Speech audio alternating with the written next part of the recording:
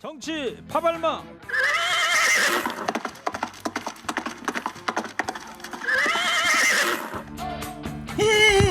지치지 않는 땡벌 봉보로 봉봉. 봉봉봉.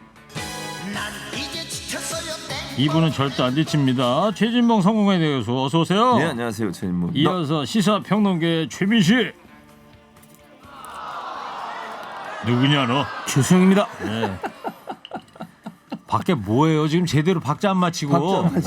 아, 누구냐 너 나와야 이런 되는데. 김 PD 혼자서. 자, 정치 파발마 두 분이 또 말띠시잖아요. 66 말띠. 예. 예. 딱입니다. 아, 요즘 뭐 뉴스가 다 우울하고 갑갑한 안팎으로 이런 뉴스밖에 없는데 예. 오늘 아침에 참 반가운 소식이에요. 지금 우리나라도 포스트 시즌 야구하지만 미국 메이저리그 포스트 시즌 하잖아요. 김하성 네, 샌디에고 역전승. 김하성 선수가 이 2차전에서 필라델피아하고 역전승의 발판을 놨잖아요. 맞죠. 아, 네. 정말 반갑더라고요. 네. 자, 오늘은 다른 설명 없이 청취자 여러분 검찰로 이행시 받아보겠습니다. 청취자 여러분의 생각 검찰 이행시 담아주시기 바랍니다. 검찰 추첨해서 화장품 세트 보내드리도록 하겠습니다. 검찰이 어제 이재명 민주당 대표 최측근 김용 민주연구원 부원장을 체포했죠. 민주연구원 압수수색도 시도했지만은 민주당 반발에 맞게 철수했는데요. 당시 현장 상황입니다. 여기서 근무도 제대로 안 한 뭘 압수수색 할 게 있다고 오냐고. 그런 내용까지 왜 저희가 서로 피곤해? 법원에 다 압수수색 할 때는 어딘 줄 알아요? 윤석열 대통령 장모 최은순 씨야.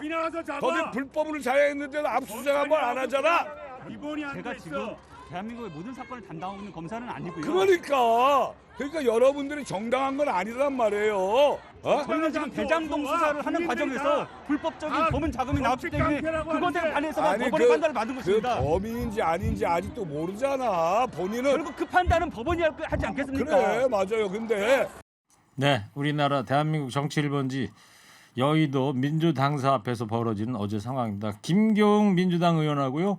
호승진 서울중앙지검 부부장 옥신각신하는 상황을 들었는데 최승 평론가님, 네네. 김용 부원장 현재 혐의가 뭐고요? 검찰이 민주당사 안에 있는 민주연구원 압수수색까지 나서게 된 이유는 뭐예요? 그러니까 혐의는 정치자금법 위반 혐의입니다. 그러니까 혐의는 이제 이른바 이제 대선 자금으로까지 확대될 수 있다는 건데 뭐냐면 지난해 4월부터 8월 사이에 그러니까 더불어민주당 당시 그 예비 경선이 당 그 대선 후보 예비 경선 시작될 무렵에 이 대장동 일당들이라고 표현하지 않습니까? 이제 정민영 변호사, 남욱 변호사, 그 다음에 이제 유동규 씨 이 사람들로부터 8억 원을 받아가지고 이 시기에 사용했다. 그 혐의를 받고 있는데 그렇지만 지금 현재 맡고 있는 위치가 민주연구원 부원장이라 그 바로 민주당사에 같이 근무를 있기 때문에 여기를 압수수색하겠다. 그렇게 어제 시도를 한 겁니다. 네. 자, 검찰은 그 자금이 이재명 선거 캠프로 흘러갔을 가능성을 이제 염두에 두고 있다는 거 아니에요? 그렇죠. 그것 때문에 지금 더불어민주당 당사를 압수수색한 건데 그 엄밀히 말하면 더불어민주당 당사가 아니고 민주연구원에 이 안에 있기 때문에 이제 더불어민주당 당사 압수수색이 되는 건데 결국 이 돈이 어디로 용처가 흘러갔느냐를 따지다 보면은 그게 최후의 종착지가 이재명 당시 후보 캠프였다. 그러면 이거는 대선 자금 의혹과 대선 자금 수사가 되는 것이고 정치자금법 위반이 되기 때문에 매우 정말 네. 뇌관이 큰 사건이라 이렇게 볼 수 있겠죠. 예, 검찰이 어제 아마 오후 3시쯤 돼가지고 저 보도 전문 채널에 자막으로 긴급 뉴스를 네. 떴었거든요. 예, 민주당사 압수수색 그렇죠. 들어간다고. 네, 네. 그래가지고 밤 11시까지 대치 상황이 이루어졌다는 거 아니에요? 예. 그러니까 민주당에서는 김용 부원장이 임명된 지 열흘도 안 됐기 때문에 검찰이 압수수색 강행하는 거 이거 정치쇼다 이런 얘기예요. 그런 주장을 할 수밖에 없는 거죠. 왜냐하면 김용 전 대변인이죠. 전 대변인이 부원장으로 임명된 게 결정된 게 4일이었고 임명장 받은 게 11일이에요. 네. 임명장을 받은 날이. 이번 달. 예, 그러면 네. 지금 9일 정도 지났어요. 거기에다가 회의만 3번 참석했어요. 회의만. 그것도 뭐 민주연구원에서. 1시간씩 1시간씩 전부 다 3번. 합쳐서 3시간밖에 안 그리고 남았어요. 개인용 책상이 없어요. 개인용 컴퓨터도 없고 공용으로 쓰는 왜냐면 민주연구원 부원장이 7명인가 그래요. 7명 더 되는 것 같아요. 10명인가? 10명이라고 그러더라고요. 10명이라고 그러더라고요. 그러니까 그러니까 10명이 넘는데 상근이 있고 비상근이 있고 네, 그렇대요. 비상근이 있고. 아침에 제가 현근택 변호사랑 방송을 했는데 네. 현 변호사도 부원장이더라고요. 네, 부원장이에요, 자기는 거기도. 비상근이고 예. 김용 씨는 상근이라고 상근이었고. 그러고 3명, 10명이라고 그러더라고요. 그러니까, 그러니까 상근이라 하더라도 지금 3번밖에 안 갔다는 거예요. 회의하러. 그리고 이 지금 검찰의 주장이 사실이라 해도 이건 지금 사실인지 아닌지도 확인이 안 됐지만요. 이 일이 일어난 일은 대선 전에 일어났던 일이에요.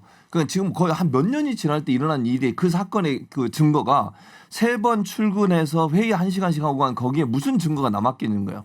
이 사람에 대해서 지금 김용 부원장에 대해서 신체 압수수색했죠. 그다음에 가정, 집 압수수색했죠. 차량 압수수색했죠. 제가 볼 때는 증거는 필요한 증거는 다 확보했을 거예요. 그럼 왜 굳이 민주당사를 압수수색을 하려고 했냐는 거예요. 이게 정치적 의도가 있다고 보는 거예요. 이거 언론사들 다 보도하잖아요. 마치 민주당과 이재명 대표가 연루돼서 정치자금 받은 것처럼 이미지를 만들기 위해서 실익도 없는 그리고 민주당사에 압수수색하겠다면 민주당이 그걸 호락호락 받아주겠습니까? 뻔한 이치예요 이거는. 그럼에도 불구하고 이런 압수수색을 강행한 것이 정치적으로 이런 이미지를 만들어내려는 언론을 통해서 여론을 조작하려는 이런 의도가 있지 않나 이렇게 주장을 하는 아니, 근데 거죠. 여기서 하나 그 중요한 건 이제 김용 부원장이 상근이니까 컴퓨터가 있을 것이다 쓰는 것이 그렇다면은 그래서 이제 임의로 모든 컴퓨터를 압수수색하는 게 아니라 아마 키워드를 넣어가지고 압수하도록 법원의 영장에 적시를 했나 봐요. 그러니까 그래서 이제 시도를 한 거라고 하더라고요. 제가 말씀드렸잖아요. 공용으로 쓰는 컴퓨터를 같이 쓰고 있고 키워드 압수수색이 왜 위험한 줄 아세요? 키워드 압수수색에 대선 자금으로 돼 있습니다. 이거. 키워드를 대선으로 치면 어떻게 되겠어요? 민주당에 있었던 작년 대선 때 모든 게 다 올라와요. 대선 자금은 아니고 그러니까 정치자금법 위반, 정치 자금으로 하더라도 위반이니까. 지금 주장하는 건 검찰이 주장은 대선 자금으로 쓰여졌다고 하니 대선 자금이나 대선이라는 글로 키워드를 검색해 보면요 거기에 다 올라옵니다 모든 게. 그걸 가지고서 별건 수사를 할 수 있는 위험성도 충분히 있는 거예요. 그러니까 이렇게 논란이 많은 사안을 왜 검찰이 하냐는 거예요, 제 말은. 그래요. 예. 자, 민주당의 김의겸 의원은 검찰이 유동규 전 본부장에게 허위 자백을 하도록 유도한 거 아니냐 이런 주장을 합니다. 그렇죠. 지금 이제 지난번에 국정감사에도 그 얘기가 나왔었어요. 이 사건이 지금 압수수색 터지기 전에도 김의겸 의원이 그래 물어봤어요. 서울중앙지검장한테 지금 그 변호사들이 유동규 씨를 접견하려고 했는데 접견이 안 되고 있고 접견을 하려고 갔더니 검찰이 불러서 검찰에 지금 계속 가서 뭐 수사를 받고 있다 이렇게 얘기 나온다. 이게 혹시나 유동규 씨를 회유하려는 목적이 있는 거 아니냐 이런 얘기가 나왔었고요. 지금 이제 민주당에서 보고 있는 건 이런 거예요. 처음에 유동규 씨가 구속돼서 수사받고 재판받았던 건 뇌물이에요. 8억 뇌물. 8억을 뇌물을 받았다고 수사를 받았는데 갑자기 이게 정치자금법으로 바뀝니다. 지금 대선 자금으로 바뀌게 됐고요. 근데 8억 전부가 지금 정치자금법 위반으로 지금 유동규 씨가 김 부원장한테 넘겼다는 게 검찰의 주장이에요. 그러면 그전에는 왜 그럼 뇌물로 걸었는지가 첫째 궁금하고 그다음에 이 두 개가 왜 문제가 그러니까 되냐면 혐의가 뇌물에서 정치자금으로 바뀌었다. 정치자금법 위반으로 바뀌었어요 지금. 근데 이게 바뀌게 되면은요 형량도 상당히 차이가 있다며요. 뇌물 같은 경우 10년 이상이에요. 1억 이상 받으면. 근데 정치자금으로 바뀌면 정치자금은 5년 이하로 떨어져요. 벌금으로 떨어져 집행유예가 나올 가능성도 있어요. 왜냐하면 자기 그냥 건너줬다고 하면 되니까. 그래요. 그래서 이런 이유 때문에 유동규 씨가 회유가 돼서 혹시나 한 게 아닌가. 네. 민주당이 그렇게 의혹을 제기하는 그건 사실 달라요. 그러니까 이것은 말하자면 일종의 서로 딜을 했다. 그러니까 범죄자와 딜을 했다고 얘기를 하는 건데 저는 협조할 수 있다고 봐요. 그러니까 이를테면 이런 거죠. 그 사실 그 유동규 씨에 대해서 지금 적용된 혐의만 가지고도 징역 20년이 나올 수 있다는 거예요. 그럼 유동규 씨 입장에서는 지금 검찰이 영장에 적시된 게 뭐냐. 김용, 유동규 그다음에 정민원 이런 사람들이 그 공모했을 가능성을 적시했단 말이에요. 그러면 자기도 여기 고리에 있어요. 그렇기 때문에 자기가 협조하고 사실관계 명확하게 진술을 했으면 했지 무슨 자기 형량을 줄이거나 자기가 뭘 나가기 위해서 검찰과 딜을 했다. 이거는 너무 과도한 주장이고 이미 검찰 수사를 그렇게 되면 완전 불신하는 그런 측면으로 가기 때문에 이거는 법원의 판단에 맡게 된다고 봐요. 그러니까 법원의 판단에 맡기는 건데 되는데. 예, 맞아요. 근데 지금 현재는 증언밖에 없어요. 그러니까. 다른 증거가 없고. 지금 그럼 진술이죠. 그러니까 진술. 이 사람이 진술밖에 없고 다른 증거가 없는 상태에서는 진술을 바꿔버리면 완전히 상황이 바뀌어지는 거예요.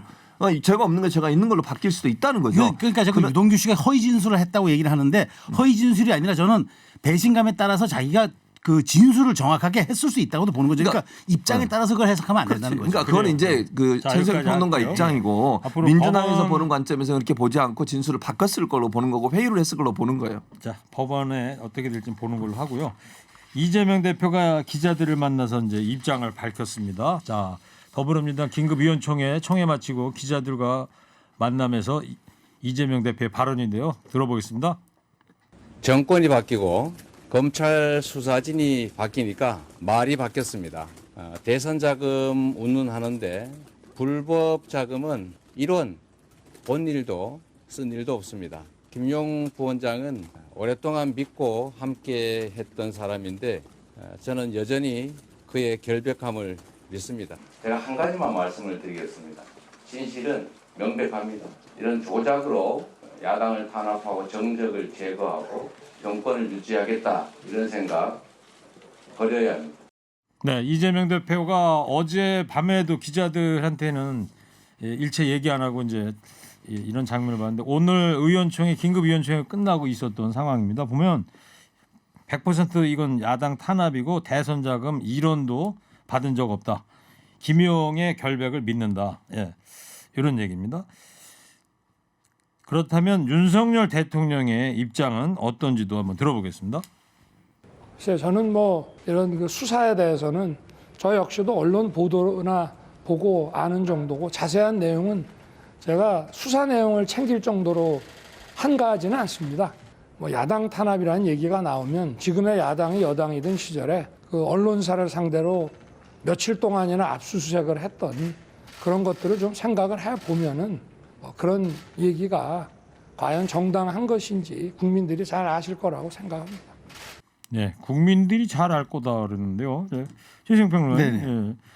이 수사 내용을 보고받을 만큼 한가하지 않다 또 이런 뭐 얘기도 사실 하고요. 저는 뭐 여기 이 말씀에 대해서 크게 좀 신뢰하기 어려운 게 이렇게 중대한 사안에 대해서 정말 신문만 보고 알을까? 아니면 참모들이 지금에 돌아가는 여러 가지 정무적인 뭐라든가 물론 지금 민정수석실은 없어도 그럼에도 불구하고 이런 일련의 상황들을 보고된다고 보는 게 맞는데 대통령께서 일단 여기에 대해서 더 언급을 하면은 더 이제 말하자면 상황이 진척될 것 같으니까 이제 로키로 가자는 그런 말씀이겠죠. 그런데 어쨌든 지금 이 사정 정국이 저는 지금 계속 전방위적으로 이루어지고 있는 맞는데 이게 진실 규명의 한 축으로만 가야지 이게 정치까지 뒤덮는 쪽으로 가면은 우리 돌파구가 마련되지 않아서 이 점에 대해서는 조금만 신중할 필요는 있다고 생각이 돼요. 네, 좀 혼란스럽습니다. 최승 평론가님 대통령 입장 어떻게 들었어요?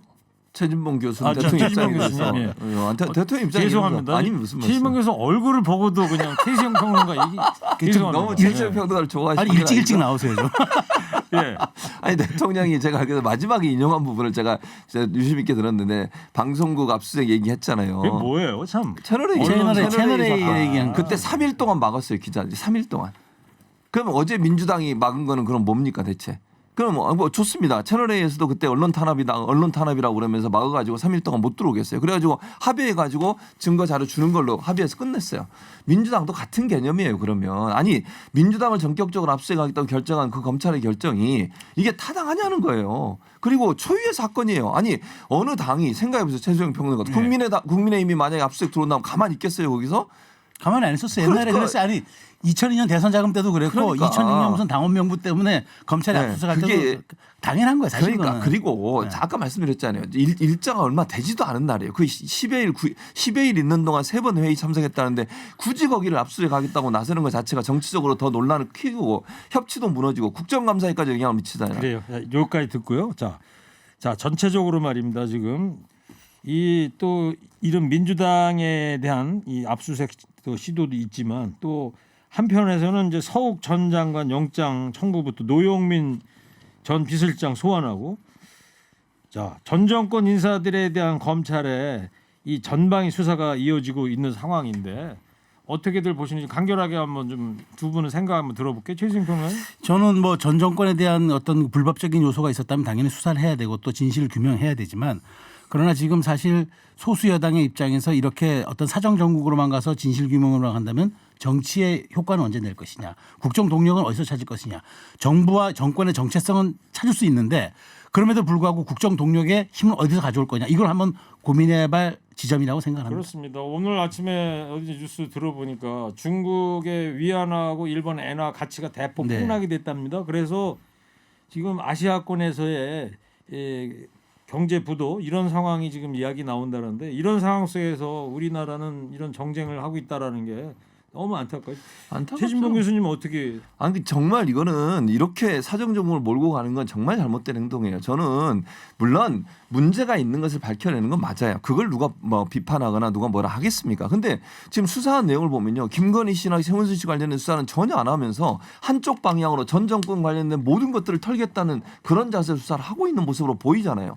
이게 국민들 볼 때도 이해가 안 되고요. 국회가 이러면 제대로 돌아가겠습니까? 그럼 협치라고는 아예 그냥 헌시작처럼 버려버리고 그냥 사정적으로 몰고 가면서 지지율 다시 끌어올리겠다는 이런 발상 자체가 대단히 위험한 상황이다. 이렇게 봅니다. 자, 오늘은 청취자 여러분께 다른 설명 없이 검찰 이행시 부탁드렸죠. 청취자 여러분의 검찰 이행시 살펴보겠습니다. 검찰 찰 찰지게 맞아야 해. 또 검정고무신 신던 시절로 가는 것이 찰나라구나. 예. 과거로 너무 빠르게 회귀한다 이런 얘기 같으세요. 검정콩 찰보리 팔아요. 이거는 검찰 무슨 이행시인가요? 검정콩 찰보리 팔아요. 예. 곡식 얘기인데. 검을 사정없이 휘두르면 찰과상 입을까 겁납니다. 예. 칼을 막 휘두르면 상처난다. 검과 방패 찰칵찰칵 사진 찍기 놀이. 예. 사진 찍기 이 저기 아니에요? 손흥민 선수 골 넣고 나서 찰칵찰칵 세레머니 골 세레머니. 그렇죠. 예. 검사와 권력은 찰떡궁합이다. 오. 간결하면서도 임팩트가 예, 있습니다. 임팩트 있어요. 검사와 권력은 찰떡궁합이다. 검사님들 김건희 여사 수사도 찰지게 부탁드려요. 예. 아 오늘 찰지게가 아주 많이 나옵니다. 이런 문자도 보내셨네요. 검찰 압수수색 힘내세요.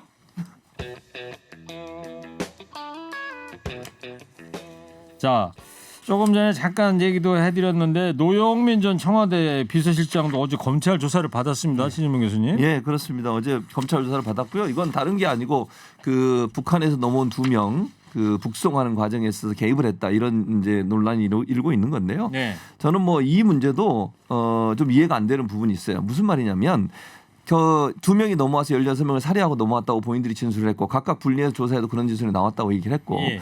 그리고 나서 이게 조사는 합심조에서 하는 겁니다. 누구든 귀순을 하면 어떤 사람이든 아무 이유를 방문하고 다 조사를 해서 거기 합심조가 합심조 합동신문조 합동신문조. 거기 이제 국정원 뭐 국방부 이런 사람이 들어가요. 전문가들이 들어가서 조사를 하는 거예요.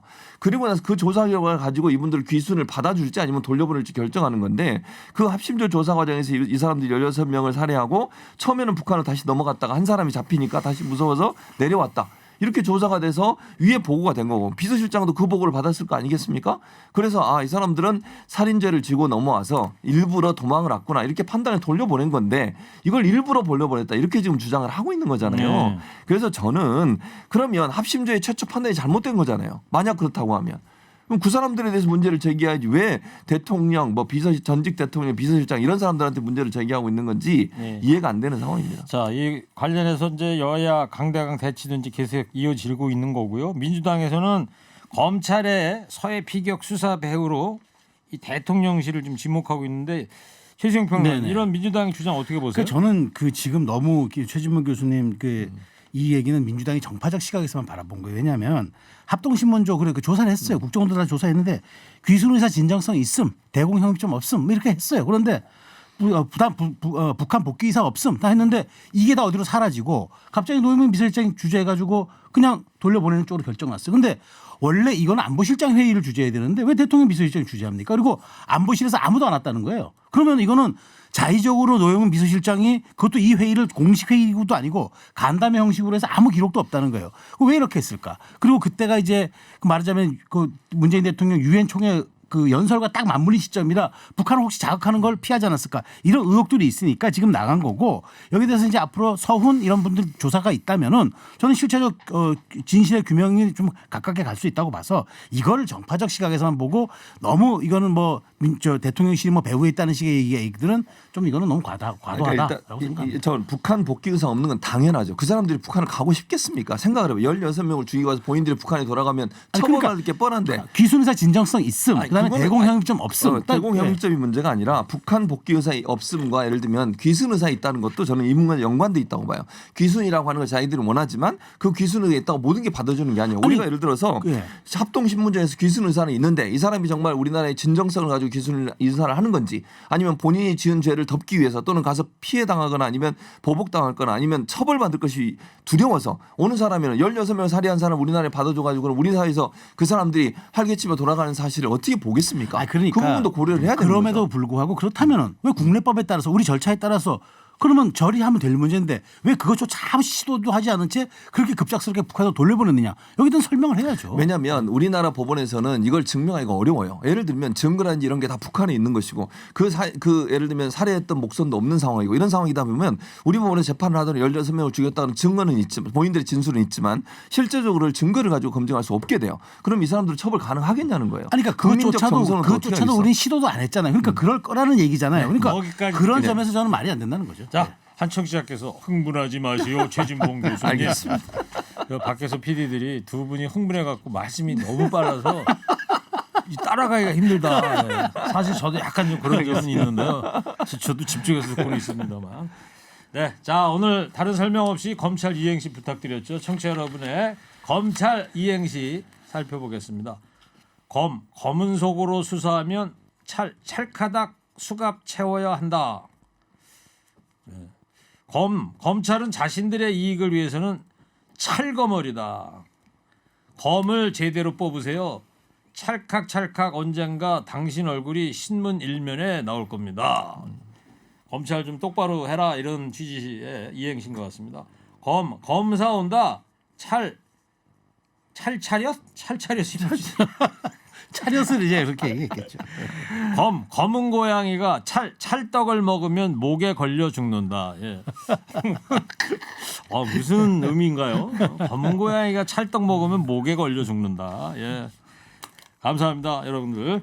자, 두 분도 이제 한 줄 평 하겠습니다. 두 분도 역시 청취자들처럼 검찰로 이행시 지어주시기 바랍니다. 준비되셨나요?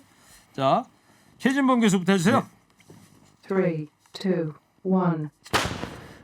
검찰의 무리한 수사에 대한 국민적 분노가 임계치를 찰랑찰랑 넘고 있다. 진봉이라 하였는가? 그대는 뭐가 좋다고 그렇게 웃고 있어? 뭐가 이렇게 좋아서 웃네요. 이행시가 아니라 산문을 써주셨네. 쭉 써놓고 거기서 검과 찰만 띄어서 하는 거야. 그런 방법의 이행시도 있네요. 그럼요. 이런 예. 방식으로. 저는 오늘 좀 띄워주세요. 제가 예. 두 분이 좀 해보세요. 제가요? 자, 3, 해세요. 2, 1. 검은 옷 입고 찰싹 때리네. 그러면 안 돼. 검사들이 검은 옷을 입고 찰싹 때린대.